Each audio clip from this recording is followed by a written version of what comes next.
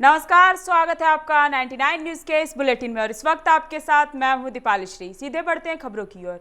देश में corona virus के नए मामलों में गिरावट आ रही है। बीते 24 घंटे में देश भर में कोरोना के 86,000 से अधिक नए मामले सामने आए। वहीं इस दौरान 1,000 से अधिक लोगों की मौत भी हुई है। केंद्र स्वास्थ्य मंत्रालय के ताजा आंकड़ों के अनुसार देश भर में कोरोना के अब तक 58 लाख से ज्यादा मामले सामने आ चुके हैं। लेकिन राहत की बात यह है कि इनमें से 47 लाख से ज्यादा लोग ठीक भी हो चुके हैं। ताजा आंकड़ों के मुताबिक देश में बीते 24 घंटे में कोरोना के 86,052 नए मामले सामने आए हैं। इस दौरान कुल 1,141 मरीजों की मौत भी हुई है। स्वास्थ्य मंत्रालय के मुताबिक इसको मिलाकर देश में कोरोना के कुल मामले 58,18,571 हो गए हैं। देश में कोरोना के एक्टिव मामलों का आंकड़ा 9,70,116 तक जा पहुंचा है। कोरोना से ठीक होने वालों का आंकड़ा भी बढ़कर 47,56,165 पर पहुंच गया है।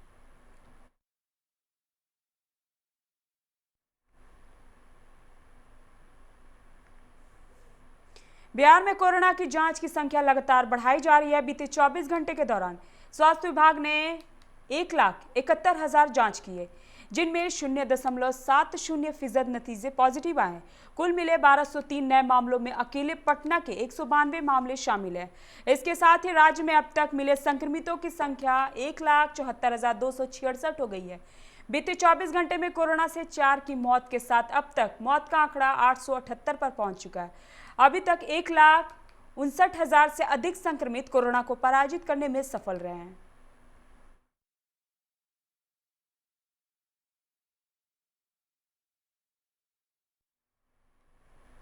झारखंड राज्य का एक अव्वल छात्र किडनी की समस्या से पीड़ित होकर किडनी ट्रांसप्लांट का इंतजार में है।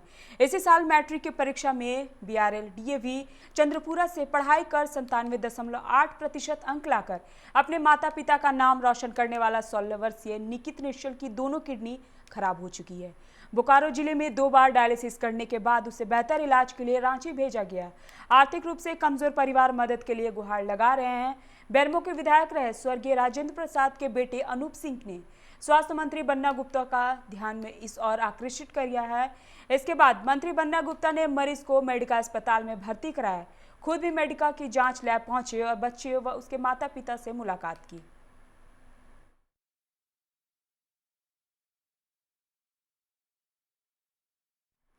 बागमारा के BCCL ब्लॉक 2 अंतर्गत संचालित डेको आउटसोर्सिंग के साइड इंचार्ज JP सिंह के स्कॉर्पियो गाड़ी पर देर रात 2 अपराधियों ने बमबाजी की। हालांकि इस घटना में साइड इंचार्ज और चालक बाल बाल बच गए। घटना बागमारा थाना क्षेत्र के खोखे बीघा के समीप की है। साइड इंचार्ज JP सिंह ने बताया कि अपने काम से वापस लौटकर हरियाणा अपने घर जा रहे थे, तभी 2 लोग गाड़ी को रोकने का इशारा किया। गाड़ी नहीं रोकने पर दोनों ने बम गाड़ी की ओर फेंका, जिससे जोरदार आवाज हुई। यह देख ड्राइवर तेजी से गाड़ी को भगाकर बागमारा थाना पहुंचे और पुलिस को जानकारी दी। बागमारा पुलिस दल बल के साथ घटनास्थल पर पहुंचकर जांच में जुट गई है। वहीं पास की झाड़ियों में से बमनुमा एक गोला पाया गया है। फिलहाल पुलिस पूरे मामले की तफ्तीश में जुट गई है। गेट बंद था तो हम लोग सोचे इधर से निकल गए।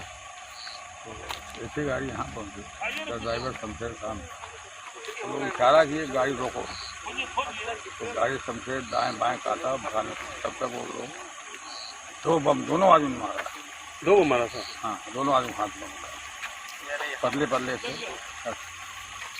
सामने आओ हम पहचान। फिर आपने क्या किया? फिर हम लोग भागे एकदम भाग के सीधे थाने में गए।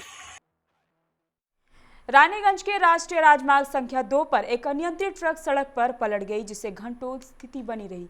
बताया जाता है कि ट्रक रानीगंज से बालू लेकर कोलकाता की ओर जा रहा था, तभी यह हादसा हुआ। सूचना के बाद मौके पर पहुंची पुलिस ट्रक को कब्जे में लेकर जांच में जुट गई है। –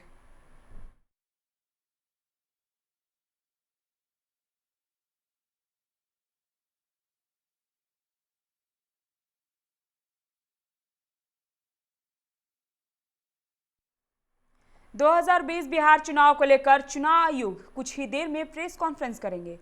इसमें बिहार विधानसभा चुनाव की तारीखों का ऐलान हो सकता है। साथ ही देश की करीब 64 विधानसभा सीटों पर उपचुनाव की घोषणा भी हो सकती है। 243 सदस्यीय बिहार विधानसभा का कार्यकाल 29 नवंबर को खत्म हो रहा है। बता दें कि सुप्रीम कोर्ट ने कोरोना के चलते बिहार चुनाव टालने को लेकर लगाई याचिका खारिज कर दी है। कोर्ट ने कहा कि कोरोना के चलते एक राज्य के चुनाव को टाला नहीं जा सकता। कोर्ट चुनाव आयोग को निर्देश नहीं दे सकता। पिछली बार बिहार में 5 चरणों में चुनाव हुए थे। कोरोना के चलते इस बार 2 से 3 चरणों में चुनाव कराए जा सकते हैं।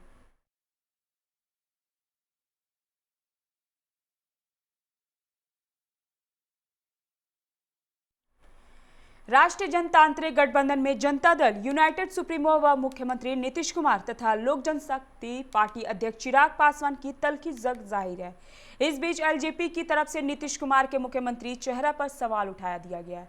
एलजेपी से चिराग पासवान को मुख्यमंत्री चेहरा बनाने की मांग उठी है। पार्टी के प्रदेश प्रधान महासचिव शाहनवाज अहमद कैफी ने कहा है कि चिराग पासवान मुख्यमंत्री पद के लिए सबसे बेहतर विकल्प है। जन अधिकार पार्टी के अध्यक्ष पप्पू यादव ने भी चिराग को योग्य मुख्यमंत्री चेहरा बताया। इसके पहले एलजेपी से संस्थापक रामविलास पासवान कह चुके हैं कि चिराग में मुख्यमंत्री बनने की योग्यता है, हालांकि इसमें अभी कोई जल्दी नहीं है।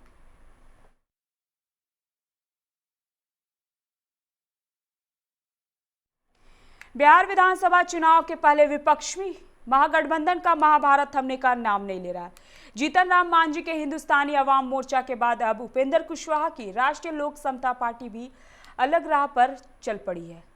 आरएलएसपी की आपात बैठक में महागठबंधन से आगे की राह पर विचार करने के लिए उपेंद्र कुशवाहा को अधिकृत कर दिया गया है।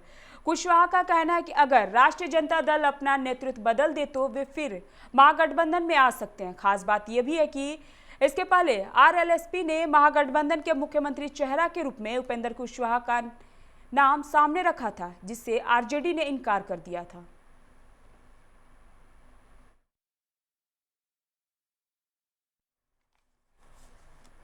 झारखंड के कई वन क्षेत्रों में वर्षों से इंसान और हाथियों के बीच टकराव का सिलसिला जारी है। इसके कारण दोनों को क्षति होती रही है। कहीं पर हाथी फसलों को बर्बाद कर देते हैं तो कहीं इंसान उनकी जान ले लेते हैं। इस समस्या से निपटने के लिए वन विभाग ने एनाइंडर की मदद लेने की योजना बनाई। एनाइंडर एक तरह का अर्ली वार्निंग डिवाइस है। इसमें मोशन सेंसर लगा हुआ है। इसका दायरा 180 मीटर होगा। जैसे ही हाथी या कोई अन्य वन्य जीव इसके रेंज में आएंगे, अलार्म बज उठेगा। इस डिवाइस में लगी एलईडी भी जल जाएगी। इस आवाज से जानवर भाग जाएंगे।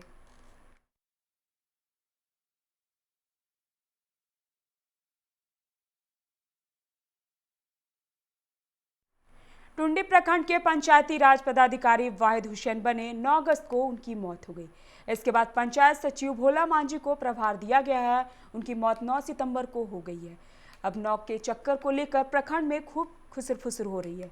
विज्ञान के युग में भी अंधविश्वास हावी है।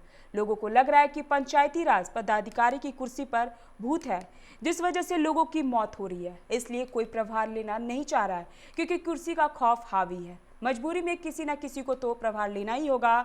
सो बीच का रास्ता निकालते हुए 9 अक्टूबर बीतने का इंतजार हो रहा है। जिस कुर्सी के लिए सब ललायित रहते थे, उसके प्रति ये बर्ताव समय का खेल है।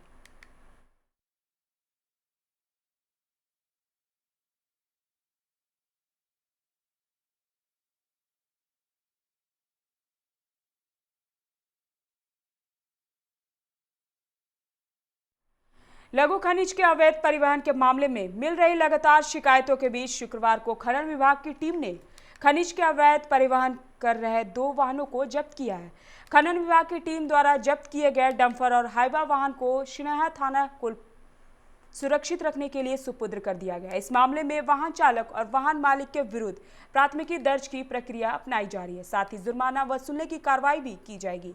खनिज के अवैध परिवहन के रोकथाम को लेकर सहायक खनन पदाधिकारी भोला हरिजन के नेतृत्व में यह अभियान चलाया गया था।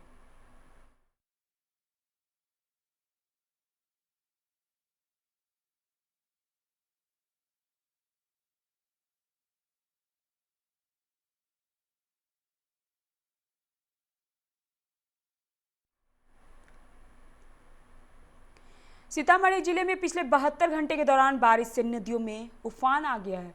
जिले के ढेंग, सोनाखान, डुबाघाट, चंदौली, बेलसर व कड़ौजा में बागमती नदी खतरे के निशान से ऊपर बह रहा है। वहीं अधवारा नदी सुंदरपुर में खतरे के ऊपर लगातार बढ़ रही है, जबकि 2 लालबैकिया भी गुआबाड़ी में खतरे के निशान से ऊपर है, लेकिन इसकी प्रकृति स्थिर है।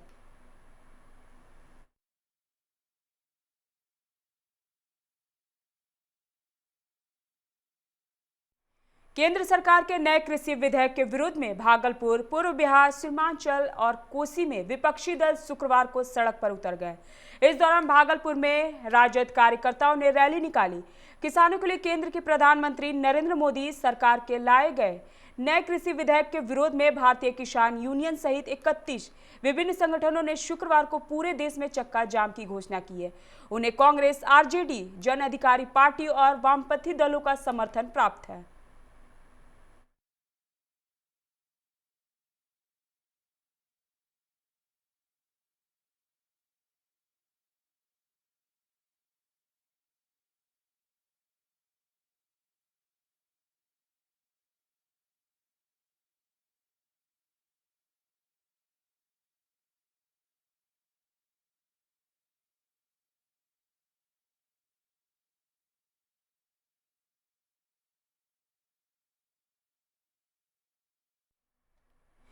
सीपीएम मार्क्सवादी जिला कमेटी द्वारा आज धनबाद के रणधीर वर्मा चौक पर जुलूस निकालकर सरकार के खिलाफ जमकर नारेबाजी की गई।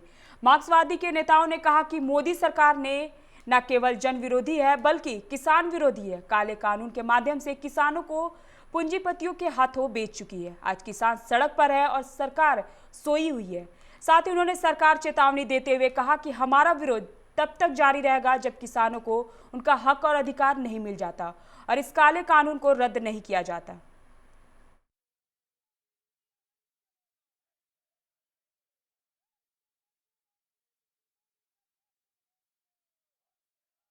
देश में केंद्रीय सरकार द्वारा जो कृषि विरोधी, जन विरोधी नीति जो विधेयक पारित किया गया, उसके खिलाफ पूरे देश में किसान आज अखिल भारतीय स्तर पर हड़ताल का आह्वान किया है। हमारी पार्टी सीपीएम और वामपंथी दलों ने इस हड़ताल को समर्थन किया। उस कार्यक्रम के तहत आज हम लोग धनबाद में ये रास्ता रोको कार्यक्रम कर रहे हैं उपायुक्त कार्यालय के सामने। वो सारा कवायद खास करके जो कारपोरेट घराना है, जो उनके खास मित्र हैं अडानी और अंबानी, उनके लिए ये सारा काम हो रहा है। और जैसा कि आप जानते हैं कि अडानी को बहुत सारा जगह पर उनको लगाने के लिए जमीन, एफसीआई का जमीन उनको अलॉट कर दिया गया है। भारत की कम्युनिस्ट पार्टी मार्क्सवादी धनबाद जिला कमेटी की ओर से हम लोग यहाँ पर आंदोलन में है। जो किसान लोग जो आज संघर्ष में हैं, उनके समर्थन में आज हमारा ये। बिहार के गया जिले के गुरुआ प्रखंड में शौच करने गई एक महिला की धारदार हथियार से हत्या कर दी गई। संबंधित मामले में पुलिस ने एक युवक को गिरफ्तार कर लिया है। घटना करतारी गांव की है, जहां शौच करने के लिए गई सोनी कुमारी जब घर वापस नहीं लौटी तो घर वालों की चिंता बढ़ गई। खोजबीन के दौरान महिला का शव खेत में पड़ा मिला। मृतक महिला के गले और सिर पर किसी धारदार हथियार के निशान मिले हैं।